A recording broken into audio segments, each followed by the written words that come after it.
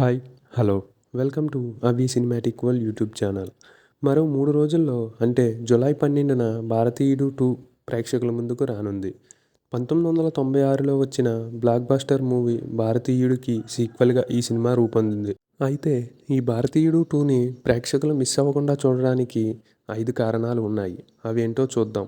First reason వచ్చేసరికి 'సేనాపతి re entry' అని చెప్పాలి. 'భారతీయుడు'లో సేనాపతిగా కమల్ హాసన్ చేసిన వృద్ధుడి పాత్రకి సెపరేట్ ఫ్యాన్స్ ఫాలోయింగ్ ఉంది. 2 వేళ్లతో ప్రత్యర్థులను కట్టడి చేయడం, లంచగొండి తన కొడుకైనా సరే కనికరం చూపించడు. మరి 'భారతీయుడు 2'లో అతని ఎంట్రీ ఎలా ఉండబోతుంది అనేది ఆసక్తిని రేకెత్తించే అంశం. ఇక సెకండ్ రీజన్ వచ్చేసరికి శంకర్ మార్క్ గ్రాండ్ విజువల్స్ అనే చెప్పాలి. గ్రాండియర్ అనే పదానికి సినోనిమ్‌గా శంకర్ పేరు చెప్పుకుంటారంతా. ఆయన సినిమా చూస్తుంటే ఓ కొత్త ప్రపంచానికి వెళ్ళిపోయిన ఫీలింగ్ కలుగుతుంది. అదే టైంలో సెంటర్ ఆడియన్స్‌ని కూడా కదలకుండా కూర్చోబెట్టే యాక్షన్ ఎపిసోడ్స్, ఎమోషన్స్ ఉంటాయి ఆయన సినిమాల్లో. 'భారతీయుడు 2'లో ఆ రేంజ్‌లో ఆకట్టుకునే అంశాలు ఉంటాయనేది జనాల నమ్మకం.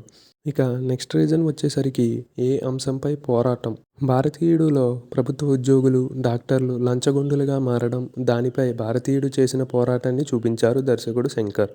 మరి 'భారతీయుడు 2'లో ఎలాంటి ఇష్యూపై సేనాపతి ఫైట్ చేస్తారు అనేది కూడా జనాలకు థియేటర్లను తీసుకొచ్చే అంశం అని చెప్పాలి.